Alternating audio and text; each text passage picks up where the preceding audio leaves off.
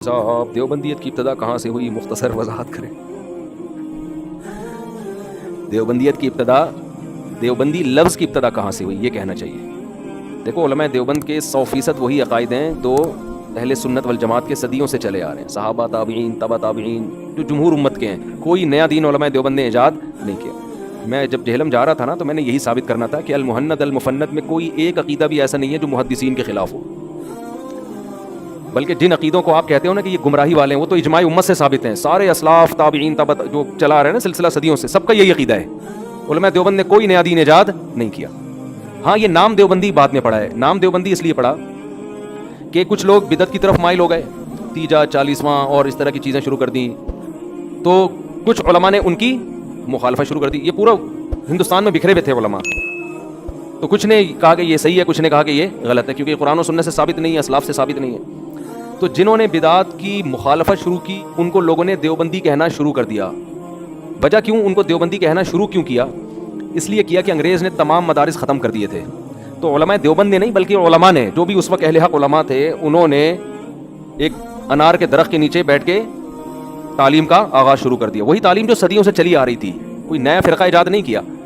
وہ جگہ چونکہ دیوبند میں تھی اتفاق سے، تو جو علماء وہاں سے پڑھ کے جاتے تو ان کے نظریات کے حامل جو لوگ تھے ان کو لوگوں نے دیوبندی کہنا شروع کر دیا۔ حالانکہ بہت سے ان میں دیوبند سے فارغ بھی نہیں تھے، پورے بر صغیر میں علماء پھیلے ہوئے تھے نا۔ ندوۃ العلماء بھی تو تھا، ندوۃ العلماء، لیکن لوگ ان کو بھی کیا کہتے تھے؟ دیوبندی۔ میں تو دیوبند سے فارغ نہیں ہوں، مجھے بھی لوگ کیا کہہ رہے ہیں؟ دیوبندی۔ ریون والے ریون سے فارغ ہیں لیکن لوگ ان کو کیا کہہ رہے ہیں؟ وجہ کیا ہے کہ اب یہ ایک علم بن گیا، نشانی بن گئی کہ جو ربیع الاول مناتے ہیں وہ بریلوی کہلائیں گے، چونکہ احمد رضا خان بریلوی صاحب کا تعلق کہاں سے تھا؟ بریلی سے۔ تو جو بریلی نہیں ہے تو ان کو لوگوں نے کیا کہنا شروع کر دیا؟ دیوبندی۔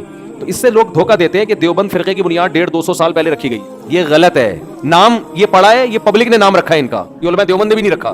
لوگ خود ہی فرق کرنے کے لیے نا، کچھ چیزیں لغت میں نیچرل ہوتی ہیں، کچھ چیزیں خود بخود چیزوں کا نام پڑ جاتا ہے۔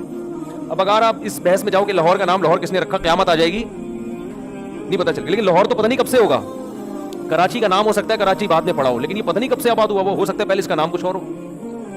تو وہی علماء جو اہل سنت والجماعت کے علماء تھے، جو شیعہ کے مقابلے میں تھے، تو ان کو سنی کہا جاتا تھا۔ اس وقت دیوبندی بریلوی نہیں تھا۔ تو جو اس طرف چلے گئے، تیجے 40ویں کی طرف مائل ہو گئے اور ربیع الاول میں یہ سب کچھ کرنے لگے، تو چونکہ احمد خان بریلوی صاحب ان چیزوں کے قائل تھے تو لوگوں نے ان کو بریلوی کہنا شروع کر دیا۔ ان کے مقابلے میں جتنے علماء تھے بر صغیر میں وہ ان چیزوں کے قائل نہیں تھے، تو ان تمام علماء کو لوگوں نے کیا کہنا شروع کر دیا؟ دیوبندی کہنا شروع کر دیا۔ یہ کوئی نیا فرقہ نہیں ہے، کیونکہ ان کے عقائد سارے وہی صدیوں سے چلے آ رہے ہیں۔ ہم 5 نمازوں کے قائل ہیں، تو یہ کب سے چلا آ رہا ہے؟ صدیوں سے۔ علماء دیوبند 20 رکعت تراویح کے قائل ہیں، یہ کب سے چلا آ رہا ہے؟ صدیوں سے۔ علماء دیوبند 3 طلاقوں کو 3 کہتے ہیں، چاروں امام سارے صحابہ 3 کو کیا کہتے ہیں؟ 3 کہتے ہیں۔ علماء دیوبند اس کے قائل ہیں کہ سب سے پہلا نمبر ابو بکر کا، پھر عمر کا، پھر عثمان، پھر علی۔ تو یہ تو سارے صحابہ، تابعین، تبع تابعین اسی کے قائل ہیں۔ تو یہ تو صدیوں سے چلا آ رہا ہے۔ کوئی ایک عقیدہ دکھاؤ علماء دیوبند کا جو انہوں نے گڑا ہو۔ ہاں بعض لوگ المحند المفند کے کچھ عقیدے نکال کے دکھاتے ہیں، گڑا ہوا ہے، تو وہ بات ہوتی تو ہم بتاتے یہ گڑے ہوئے نہیں ہے، لیکن بات ہی نہیں کی نا، محترم پتلی گلی سے نکل گئے، اب بات کے پھینکتے رہو بیٹھ کے۔ اب یہ کچھ عقیدے ایسے ہیں جو علماء دیوبند اس محند المفند میں لکھے تو ہیں، لیکن اس کا مفہوم وہ ہوگا جو علماء دیوبند بیان کریں گے، وہ مفہوم نہیں ہوگا جو آپ بیان کرو گے۔ یہ غلط مفہوم بیان کر کے فتوے لگا رہے ہیں ان کے اوپر۔ ہم صحیح مفہوم بیان کرنے کے لیے جا رہے تھے کہ اس کا یہ مطلب نہیں ہے جو تم لوگوں کو بتا رہے ہو، غلط مطلب بتا رہے ہو۔ اس کا صحیح مطلب علماء دیوبند سے پوچھا جائے گا نا۔ میں جب کوئی بات کرتا ہوں لوگ پوچھیں گے اس کا کیا مطلب ہے، تو میں بتاؤں گا یا وسیم بھائی بتائیں گے؟ میں کچھ اور مطلب بتا رہا ہوں، وہ کچھ اور۔ تو بھائی جو بولنے والا ہے، تو علماء دیوبند جب یہ کہتے ہیں نبی کے حیات قبر میں وہ دنیاوی ہے، تو اس کا مطلب بھی علماء دیوبندی بتائیں گے کہ دنیاوی سے مراد کیا ہے۔ وہ یہ والی دنیاوی نہیں ہے جو جیسے ہم دنیا میں زندہ ہوتے ہیں، وہ خود بتائیں گے اس کا ہماری نظر میں اس کا مفہوم کیا ہے۔ لیکن خود ہی اپنی طرف سے مطلب بیان کرو، پھر خود ہی ان پہ فتوے لگانا شروع کر دو۔ تو میں حلفیہ بولتا ہوں کہ علماء دیوبند کا ایک عقیدہ ایسا نہیں ہے جو جمہور امت کے خلاف ہو، اور ہم ثابت کر سکتے ہیں الحمدللہ۔ تو یہ صدیوں سے جو عقیدے شروع سے چلے آ رہے ہیں وہی عقیدے، ان میں ایک بھی دائیں بائیں نہیں ہوا ہے، اور اگر کسی کا ہوا ہے تو وہ خود ذمہ دار ہے، اس کے ہم ذمہ دار نہیں ہے، نہ علماء دیوبند اس کے ذمہ دار۔ قبر پرست ہیں اور پتہ نہیں کیا کیا، قبروں سے فیض حاصل کرنے کو جائز۔ جو فیض حاصل کرنے کا مفہوم کیا ہے؟ یہ کہتے ہیں علماء دیوبند قبروں سے فیض حاصل کرنے کو جائز سمجھتے ہیں۔ آگے اس میں لکھا ہوا ہے وہ طریقہ نہیں جو عوام کا ہے، وہ طریقہ جو خواص کا ہے۔ تو ہم آپ کو بتاتے ہیں نا، خواص کا جو طریقہ ہے اس کے آپ بھی قائل ہیں، سمجھ رہے ہو؟ عوام کا جو طریقہ ہے اس کے نہ میں قائل ہوں نہ آپ قائل ہیں۔ جو خواص کا طریقہ ہے وہ آپ بھی اس کا۔ فیض کا مطلب کیا ہے یہاں پہ؟ فیض کا وہ مطلب نہیں ہے قبروں سے جا کے مدد مانگنا۔ اور وہ جو کرامتوں کے واقعات لکھے، قبر سے ٹھنڈی ملی، چونی ملی، اس کا کیا مفہوم ہے؟ اس کا حقیقی وہ ہم سب بیان کرنے کے لیے جا رہے تھے، لیکن محترم ایسا مارکیٹ سے شارٹ ہوئے کہ وہ آئی نہیں، پھر وہی چیزیں دوبارہ لانا شروع کر دی ہیں۔ کوئی نیا فرقہ نہیں ہے, صدیوں سے ہماری سند الحمدللہ صحابہ سے جا کے ملتی ہے. میں اپنی سند پیش کر سکتا ہوں, حدیث میں نے کس سے پڑھی, انہوں نے کس سے پڑھی, انہوں نے کس سے پڑھی, یہ سند پوری صحابہ سے جا کے ملے گی. ہم تفسیر کی سند صحابہ سے, حدیث کی سند صحابہ سے ملا سکتے ہیں.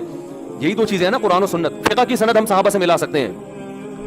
تو قرآن, حدیث اور فقہ, ان تینوں کا تو نام ہے نا اسلام, اور کس چیز کا ہے. جو نئے نئے فرقے وجود میں آ رہے ہیں نا, جو کہہ رہے ہیں ہم قرآن و سنت کو مانتے ہیں, ہم یہ نئے فرقوں کو نہیں مانتے, وہ اپنی سند 2-4 پشتوں سے زیادہ آگے چلا ہی نہیں سکتے. اس کا مطلب وہ مارکیٹ میں نئے آئے ہیں. پرانے ہوتے تو سلسلہ جوڑتے ہیں نا اپنا پرانوں سے جا کے. نہیں آ رہی میرا خیال ہے بات. ایک صاحب نے مجھے کہا میں آپ سے مناظرہ کروں گا اور میں دیوبند کے اکابر غلط تھے. میں نے کہا ٹھیک ہے, ہم بھی کریں گے, اس شرط کے ساتھ کہ آپ ہمارے اکابر پہ کیچڑ اچھالو گے تو میرے اوپر نہیں اچھال رہے نا, میرے اوپر اچھالتے تو میں اپنا دفاع کرتا. اکابر پر اچھال رہے ہو تو پھر آپ بھی اپنے اکابر کی لسٹ پیش کرو نبی تک, تو میں بتاؤں گا آپ کے اکابر غلط تھے. مجھے پتا تھا یہ اپنی لسٹ پیش کر ہی نہیں سکتے کیونکہ ان کے اکابر ہے ہی نہیں, یہ تھے ہی نہیں, پیدا ہوئے ہیں. یہ فرقہ اب وجود میں آیا ہے 150-150 سال پہلے, تو یہ فرقہ وجود میں آیا, تو اکابر کہاں سے لے کر آئے گا یہ, ٹھیک ہے نا. تو اس سے ہی غلط ہونا ثابت ہو جائے گا نا کہ ایک چیز نہیں آئی ہے تو وہ اسلام تو صدیوں پہلے آ چکا ہے. ایک آدمی کہتا ہے میں ثابت کروں گا تیرا باپ غلط ہے, دوسرا کہتا ہے میں ثابت کروں گا تیرا باپ ہی نہیں ہے. تو کون غلط ہے؟ جس کا باپ ہے اگر اس سے ہوئی ہے تو غلطی تو انسانوں سے ہوتی ہے. ہم کب کہتے ہیں ہمارے سارے بزرگوں میں کوئی غلطی کبھی ہوئی نہیں ہے, تو جو غلط ہے ہم اس کو غلط کہیں گے, بھائی یہ بڑے بزرگ تھے مگر ان کی یہ بات غلط ہے, ختم ہو گئی بات, قصہ ختم. اس میں ہمارے لیے تو کوئی ٹینشن نہیں ہے. ٹینشن آپ کے لیے ہے کہ آپ کے سرے سے بزرگ ہے ہی نہیں. اس کا مطلب آپ نئے پیدا ہوئے ہو. کلو بدعۃ ضلالہ, حدیث میں آتا ہے ہر نئی چیز کیا ہے, گمراہی ہے. تو نیا فرقہ کیوں گمراہی نہیں ہے؟ پھر سمجھ میں آ رہی ہے بات کہ نہیں آ رہی؟ تو جب بھی کسی سے بات کرنی ہوتی ہے انسان اس کی اس کے لیول پہ آ کے بات کرتا ہے. تو ہوتا یہ ہے کہ ہم اپنے اکابر کے دفاع میں لگ جائیں اور آپ اپنا اکابری مارکیٹ میں نہ لے کر آؤ, تو یہ تو ایک طرفہ جنگ ہوئی نا.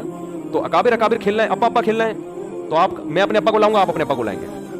میں کھیل رہے ہیں تو میں آ رہا ہوں, آپ آ جاؤ. لیکن جب بات ابا کی ہوگی, ایک آدمی کہہ رہا ہے تیرا ابا ایسا, تیرا باپ کہہ رہے تو اپنا ابا لے کر آ, میں بتاؤں گا کتنے فالٹ ہے اس کو, وہ اپنا ابا ہی نہیں لا رہا, تو یہ بحث ہوگی. تو ابا کھیل رہے ہیں تو پھر اب کھیلو, اکابر کھیل رہے ہیں تو پھر اکابر لے کر آؤ مارکیٹ میں. نہیں ہے کوئی چیز, اب تک نہیں ہے کوئی اس طرح کی چیز آئی. چھوڑ دو ان مسائل کو, ہم کب سے سمجھا رہے ہیں, چھوڑ دو دیوبندی بریلوی, ہم تو لوگ الجھا رہے ہیں نا. ہم کب, میرا کوئی بیان کبھی آپ نے سنا 15 سالوں میں اس طرح کا بیان ہوا ہو؟ لوگوں کو نا تکلیف ہو گئی. میں خارج کہنے والا تھا لیکن نامناسب لفظ ہے.